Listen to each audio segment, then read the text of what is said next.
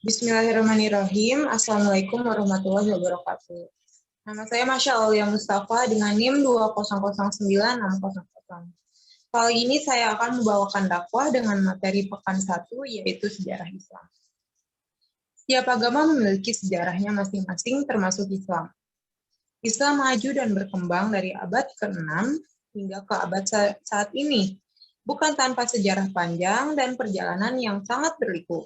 Rasulullah Shallallahu Alaihi Wasallam, Nabi Muhammad yang merupakan bagian dari tokoh sejarah Islam, menyampaikan ajaran Islam di kota Mekah, lalu berkembang di Madinah, lalu hingga saat ini masuk ajarannya ke seluruh pelosok dunia.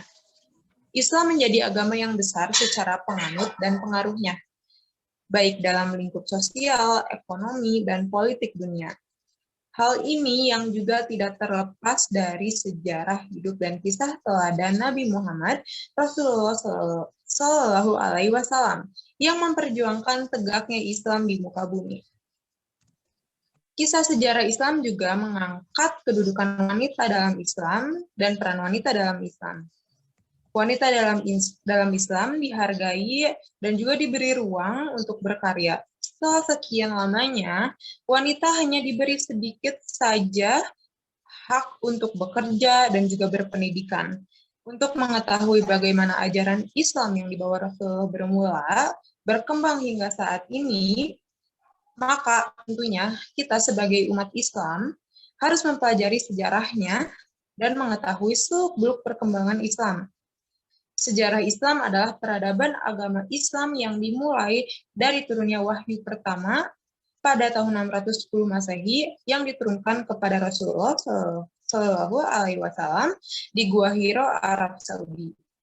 Jazirah Arab sebelum kedatangan Islam merupakan kawasan yang sangat mundur, kebanyakan orang Arab primitif dan menyembah berhala. Nabi Muhammad dilahirkan di Mekah pada tahun Gajah, yaitu pada tanggal 12 Rabiul Awal atau sekitar 571 Masehi. Nabi Muhammad merupakan seorang anak yatim. Ayahnya Abdullah bin Abdul Muthalib meninggal ketika ia masih di dalam kandungan dan ibunya meninggal ketika ia berusia 7 tahun. Setelah itu Nabi Muhammad diurus oleh kakeknya dan setelah kakeknya meninggal ia pun diasuh oleh pamannya Abu Talib. Muhammad kemudian menikah dengan Siti Khadijah saat ia berusia 25 tahun. Muhammad pernah diangkat menjadi hakim saat ia berusia 35 tahun. Muhammad juga gemar menyendiri dan saat ia berusia 40 tahun ia pergi ke Gua Hiro dan disinilah ia mengakui turun wahyu. Dan di saat itulah juga Nabi Muhammad resmi diangkat sebagai Rasul dan mulai mengemban tugas menyiarkan kebenaran. Islam yang diwahyukan kepada Nabi Muhammad SAW telah membawa bangsa Arab yang semula terbelakang, bodoh, tidak beradab, dan tidak terkenal, dan diabaikan oleh bangsa lain, menjadi bangsa yang maju. Ia dengan cepat bergerak membangun dunia, membina suatu kebudayaan dan peradaban yang sangat penting. Peristiwa penting yang memperlihatkan kebijaksanaan Nabi Muhammad terjadi pada usia 35 tahun.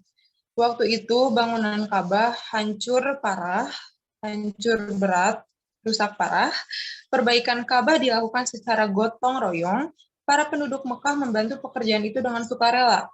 Tetapi pada saat terakhir, ketika pekerjaan tinggal mengangkat dan meletakkan Hajar Aswad di tempat semula, timbul perselisihan karena setiap suku merasa berhak melakukan tugas tersendiri dan terhormat.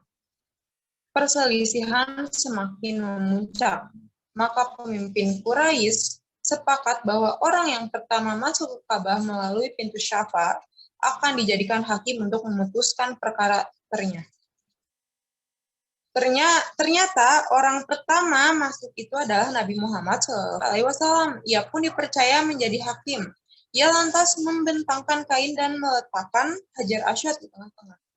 Lalu meminta seluruh pemimpin suku memegang tepi kain dan mengangkatnya secara bersama-sama setelah sampai pada ketinggian tertentu. Muhammad meletakkan batu itu pada tempatnya semula. Dengan demikian, perselisihan dapat diselesaikan dengan bijaksana dan semua kepala suku merasa puas dengan cara penyelesaian tersebut. Nabi Muhammad segera kembali ke Madinah. Beliau mengatur organisasi masyarakat kabilah yang telah memeluk agama Islam. Petugas keagamaan dan para dai dikirim ke berbagai daerah dan kabilah mengajarkan ajaran-ajaran Islam, mengatur peradilan, dan memungut zakat. 2 bulan setelah itu, Nabi Muhammad menderita sakit demam, tenaganya dengan cepat berkurang. Lalu pada hari Senin 12 Rabiul Awal 11 Hijriah atau 8 Juni 632 Masehi, Nabi Muhammad SAW wafat di rumah istrinya Aisyah. Dari perjalanan Nabi ini dapat disimpulkan bahwa Nabi Muhammad SAW di samping sebagai pemimpin agama, juga seorang negarawan, pemimpin politik dan administrasi yang cakap. Hanya dalam waktu 11 tahun menjadi pemimpin politik, beliau berhasil mendudukan Jazirah Arab ke dalam kekuasaannya. Sekian dari saya. Assalamualaikum warahmatullahi wabarakatuh. Waalaikumsalam warahmatullahi wabarakatuh. Waalaikumsalam warahmatullahi wabarakatuh.